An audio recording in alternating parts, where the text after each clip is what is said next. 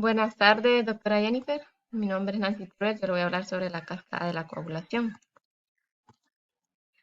Debemos tener en cuenta que los vasos sanguíneos del cuerpo, su objetivo principal es el transporte de sangre a diferentes partes del cuerpo. ¿Y esto para qué? Para llevar lo que es oxígeno y los nutrientes. Los animales pueden en algún momento tener una lesión o ruptura de estos vasos. Y si un vaso se rompe, estamos hablando de los vasos más pequeños como los capilares, entonces si se rompe se pueden ver lo que sería una pérdida de sangre por vasos sanguíneos, lo que vendría a ser una hemorragia.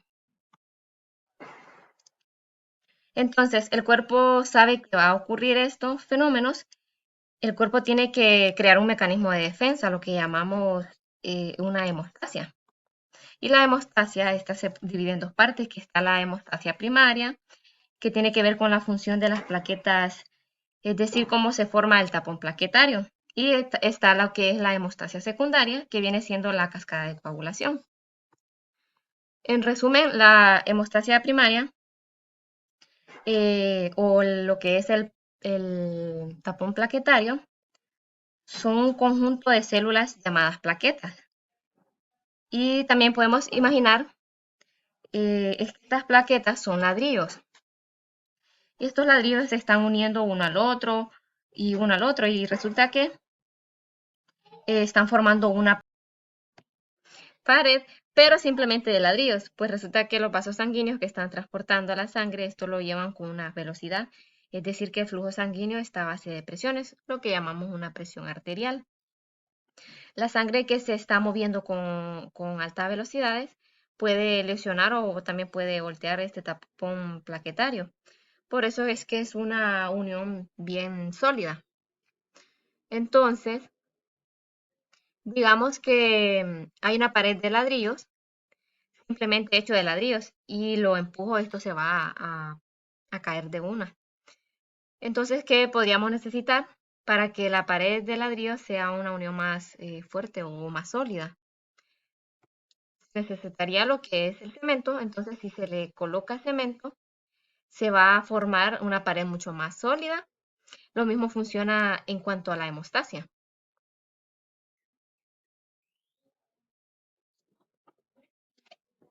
Se va a denominar entonces a esto un tapón plaquetario y esto se va a unir a una red de fibrina y esto me va a formar un coágulo y el coágulo es una unión más sólida o fuerte que tiene la hemostasia.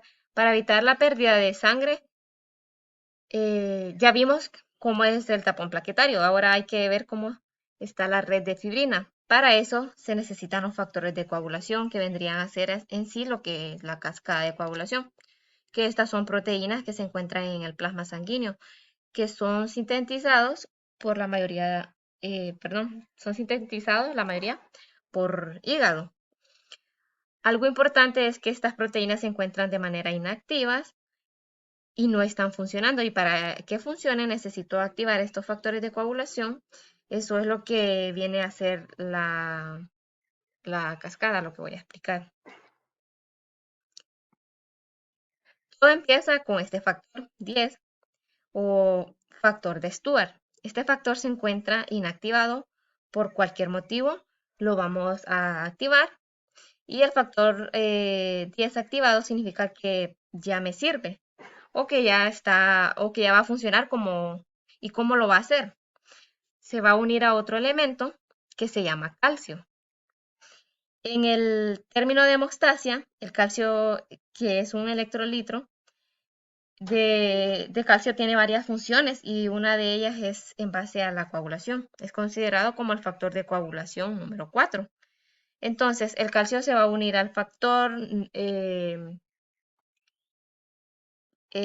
activado y este se va a unir a lo que es el factor 5. Y también está mencionada la porción fosfolipídica que se encuentra también ahí unida. Vamos a unir lo que es el calcio el factor 10 activado más el factor 5 activado La pregunta es cómo se activó el factor número 5. Esto lo voy a explicar más adelante. Ya una vez teniendo calcio más factor 10 activada más factor 5 activado, estos me van a formar lo que es un conjunto enzimático que va a servir para activar a la protrombina. Esta protrombina es el factor número 2, pero se encuentra inactivado, pero cuando aparece este conjunto enzimático compuesto por calcio, el factor 10 y el factor 5 activados, este factor 2 se va a activar. Entonces, factor 2 activado está lo que es la trombina. Tiene varias funciones en el cuerpo a nivel de la hemostasia sobre todo. Primero va a ayudar a que las plaquetas se activen.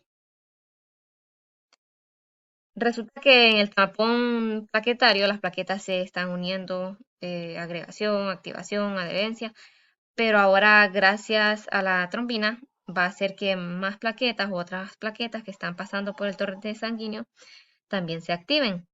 Por eso es que la hemostasia es considerada como una retroalimentación positiva porque las plaquetas se activan, se sobreagregan, etc. También la trombina tiene otra acción que es activar otro factor de la coagulación, que este es el factor número 13. Se encuentra inactivado gracias a la trombina. Se va a activar, pero lo más importante es que la trombina, o sea, el factor 2 activado, activa al factor 1, que es el fibrinógeno. Este factor 1 se va a activar llamándose ahora fibrina, es decir, fibrinógeno factor 1 inactivado a factor 1 activado. Primero se va a hacer un monómero de fibrina. Es decir, que esto se va a hacer como si fueran hilos en la ropa, unos pequeños hilitos. Estos hilos son los hilos de fibrina llamados monómero de fibrina. Ahora, estos monómeros de fibrina se pueden polimerizar espontáneamente. Es decir, se pueden enredar entre ellos, que son varios monómeros, se van a enredar formando un polímero de fibrina. Son esos hilitos que están enrollados y también se pueden desenrollarse otra vez. Es una unión inestable, es decir, que esos hilos en monómeros se pueden hacer polímeros y esto es lo que hace que la unión sea inestable. Bueno, entonces yo necesito algo que haga que estos polímeros inestables se hagan estables. ¿Cómo yo voy a hacer para que este polímero de fibrino se haga una red de fibrina, que vendría a ser la unión de fibrina de una manera estable, ya sólida, que no se rompan ni se sueltan? Entonces yo necesito lo que es el factor 13 activado, también llamado estabilizador de la fibrina. A todo esto le llamamos la vía común de la coagulación. Pero la pregunta es la siguiente: ¿cómo yo activo al factor 10? El factor 10 para activarse necesita de las dos vías más conocidas de la coagulación. Sería la vía extrínseca y la vía intrínseca. Entonces tenemos lo que es la vía extrínseca, que nosotros tenemos el vaso sanguíneo.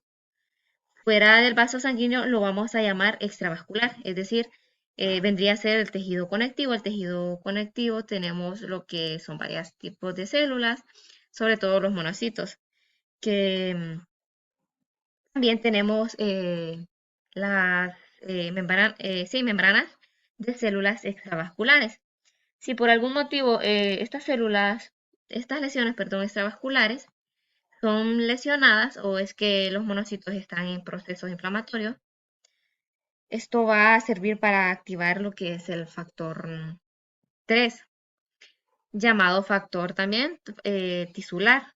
Una vez este factor estando activado, este va a servir para activar al factor 7, llamado también proconvertina, y se va a activar gracias al factor 3 activado. Ahora, el factor 3 activado se va a unir a lo que es el calcio y va a también unir al factor 7 activado.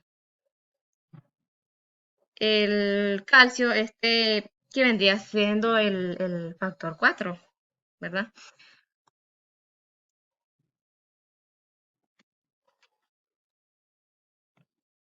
Ahora, estos van a formar lo que es un conjunto enzimático que va a servir para formar el factor número 10.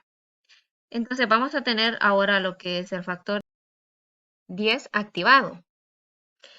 Esto es lo que podemos llamar la vía extrínseca, que inicia fuera del vaso sanguíneo.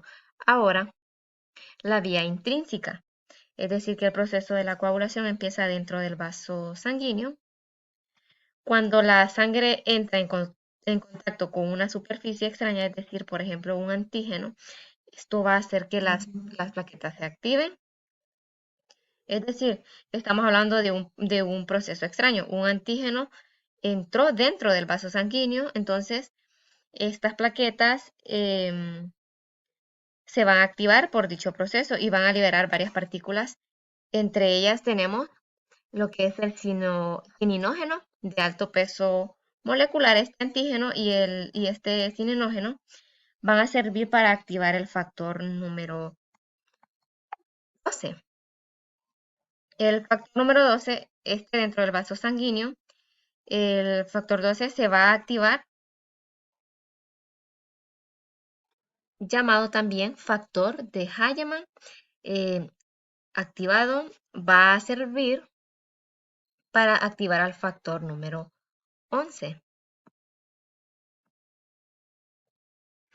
Em, Este factor número 11, ya activado, también llamado antihemofílico C, va a servir para activar al factor número 9. Y este factor ahora va a estar activado. Algunos libros lo consideran como el factor antihemofílico B. Este factor se va a activar y va a ayudar al factor número 8. Este factor número 8 activado es conocido como antihemofílico A. Entonces, a partir del factor 8 activado, recordemos que el factor 12 fue activado. Este factor 12 activado va a servir porque en el plasma sanguíneo está una sustancia llamada em, precal- precalicreína. Pues gracias al factor 12 activado, esta precalicreína se va a transformar en calicreína. Bueno, la calicreína se va a unir al factor 8, que lo acabamos de activar gracias al factor 9. Vamos a agarrar el calcio, que es el factor número 4, y también vamos a agarrar el factor número 9. Entonces, calicreína más el factor 8 y calcio y el factor 9 activados juntos. También están mencionados los fosfolípidos. Y todo esto en conjunto va a formar lo que es una reacción enzimática para poder activar al factor 10. Entonces, 10 se activa gracias a este complejo enzimático. Eso es la vía intrínseca. Esto también empieza dentro del vaso sanguíneo y así tenemos lo que es la cascada de coagulación.